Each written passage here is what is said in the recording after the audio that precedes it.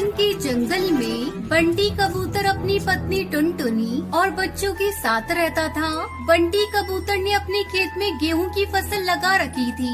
एक सुबह जब दोनों पति पत्नी अपने घर से बाहर खेत पर जाने के लिए निकलते हैं तो देखते हैं कि बाहर बहुत तेज बारिश हो रही थी। हे भगवान, आज मुझे अपनी फसल काटने जाना था और ये बारिश होने लगी। बारिश को देखकर पिंकी भी बाहर आ जाती है। पापा बाहर तो बारिश हो रही है। तुम बेटा यहाँ क्या करने आई हो? हम दोनों अभी आते हैं, तुम घर के अंदर जाओ। अगर भीग गई तो बीमार पड़ जाओगी। हे भगवान, इस बारिश को रोक दो भगवान, नहीं तो हम बर्बाद हो जाएंगे। हम गरीबों के मुंह से निवाला मत छीनो भगवान। ये सारी आपदा तुम हम बेसहारा पक्षियों पर क्यों डालते हो भगवान? मैं खेत पर जा रहा हूँ। भाग्यवान तुम अपना और बच्चों का ख्याल रखना। मैं जल्दी लौट आऊंगा। ये आप कैसी बातें कर रहे हैं जी? इतनी तेज बारिश में आप वहाँ जाकर क्या करेंगे? बारिश रुक जाने दीजिए, फिर चले जाना खेत पर। नहीं टुनटुनी, मुझे मत रोको। मुझे अभी जाना ही होगा, वरना हम भूखे मर जाएंगे। बंटी कबूतर टुनटुनी की बात नहीं मानता और अपने खेत पर चला जाता है। वहाँ जाकर देखता है कि उसके पूरे खेत में पानी भर चुका है और सारी फसल पानी में डूब चुकी है। हे भगवान, खेत में तो पानी भर चुका है। मैं तो लुट गया, बर्बाद हो गया। मैं अब क्या अपने बच्चों को खिलाऊंगा? उन्हें कैसे पढ़ाऊंगा? कौन इस तूफानी मौसम में मेरी मदद करेगा? ना ही जंगल में कुछ खाने को मिलेगा। ये तुमने क्या किया भगवान? तुझे जरा भी हम पर दया नहीं आई। बंटी अपनी फसल को देखकर आंसू बहा रहा था और उधर टुनटुनी परेशान थी। घर में पानी भर चुका था। माँ, घर में पानी भर गया है। अब हम लोग कहाँ रहेंगे माँ? बेटा, तुम गोलू को लेकर उस बक्से के ऊपर बैठ जाओ। अभी तुम्हारे पिताजी आते ही होंगे, फिर हम कहीं और चलेंगे। घबराओ मत, जल्दी ही हम सुरक्षित जगह ढूंढ लेंगे। दोनों बच्चे सहमे हुए लकड़ी के बॉक्स पर बैठ जाते हैं। दीदी, क्या हम लोग पानी में डूब जाएंगे? मुझे बहुत डर लग रहा है दीदी। डर तो मुझे भी लग रहा है गोलू। पिताजी के आते ही हम दूसरी जगह पर जाएंगे। पानी के भार को पुराना घर सहन नहीं कर पाता और तेज आवाज के साथ टूटकर पानी में बहने लगा।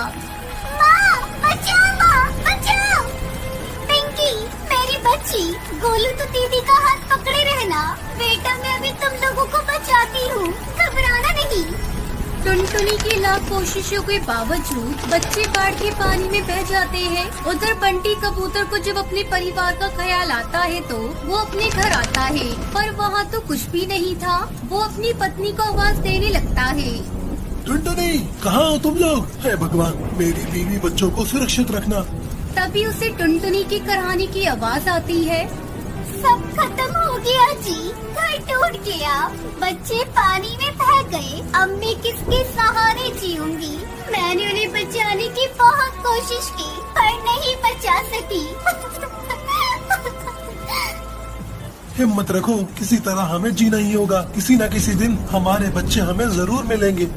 मेरा भी दिल यही कहता है जी, बच्चे एक दिन जरूर आएंगे। कई दिनों बाद जंगल में बारिश रुक जाती है और सब कुछ बर्बाद हो जाता है। हर तरफ पक्षियों के टूटे मकान और लाशों के ढेर पड़े थे। धीरे धीरे दोनों अपना गम भूलने लगे थे। अचानक एक दिन पिंकी और गोलू वापस आ जाते हैं। मेरे बच्चों, कहाँ चले गए थे तुम दोनों? माँ, हम दोनों लकड़ी के बॉक्स पर बैठे थे और बहते बहते शहर चले गए। एक भले अंकल ने हमें बचाया और आज हम आपके सामने खड़े हैं।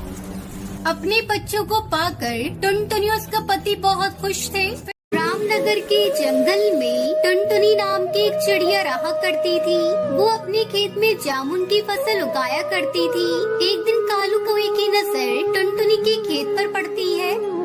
अरे बाप रे, ये टुनटुनी पता नहीं अपने खेत में क्या डालती है जो इसकी फसल इतनी अच्छी होती है। ये टुनटुनी तो कुछ बताती नहीं है। इस बार जामुन की फसल बेचकर ये चिड़िया तो मुझसे ज्यादा अमीर हो जाएगी और मैं ऐसा होने नहीं दूंगा। मैं इस चिड़िया के खेत के सारे जामुन तोड़कर बाजार में बेच दूंगा और अमीर बन जाऊंगा। इतना कहकर कालू कौवा वहाँ से चला जाता है। फिर टुनटुनी चिड़िया अपने खेत में पानी देने पहुँचती है। मेरे खेत के सारे जामुन पककर तैयार हो गए हैं। मैं किसी बड़े व्यापारी से सौदा करके 1-2 दिन में अपनी पैसे मिलेंगे उसे लेकर अपनी सहेलियों के साथ नैनीताल के जंगल घूमने जाऊंगी। बहुत मजा आएगा।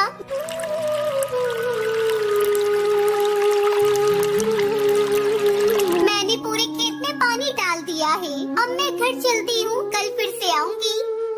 टुनटुनी चिड़िया खुशी खुशी अपने घर चली जाती है। उसी रात कालू कौआ टुनटुनी चिड़िया के सारे जामुन की फसल चुरा लेता है और अगली सुबह उसे बेचने के लिए दूसरे जंगल चला जाता है। जब टुनटुनी अपने खेत पर आती है तो देखती है कि उसके सारे जामुन गायब होते हैं। टुनटुनी रोने लग जाती है। हे भगवान, ये क्या हो गया? मेरे सारे जामुन कहाँ गए? किस कमबख्त ने मेरे जामुनों को चुरा लिया? अब मैं क्या बेचूंगी? मैं तो भूखी मर जाऊंगी। तभी टुनटुनी चिड़िया को कालू कौवे का पंख गिरा दिखाई देता है। अच्छा, तो ये काम कालू कौवे का है। मैं उस कालू कौवे को छोड़ूंगी नहीं। टुनटुनी चिड़िया उड़ती हुई कालू कौवे के पास जाती है और उससे कहती है, अरे ओ कालू, बाहर निकल। तूने मेरे जामुन चुराने की हिम्मत कैसे की? सीधे तरीके से मेरे जामुन वापस कर दे, नहीं तो उन जामुन के पैसे मुझे दे। कौन से जामुन? किस जामुन की बात कर रही है तू? मैंने सारे जामुन बेच दिए हैं। अब कुछ नहीं है मेरे पास। और चली जा यहाँ से, नहीं तो मैं धक्के देकर तुझे बाहर फिकवा दूंगा। तूने मुझ गरीब के पेट पर लात मारी है। भगवान तुझे कभी माफ नहीं करेगा। टुनटुनी बहुत दुखी होती है और बहुत रोती है। उसे रोता हुआ देखकर बंटी कबूतर उसके पास आता है। बंटी कबूतर टुनटुनी चिड़िया के पिता का दोस्त होता है। क्या हुआ टुनटुनी, तुम क्यों रो रही हो?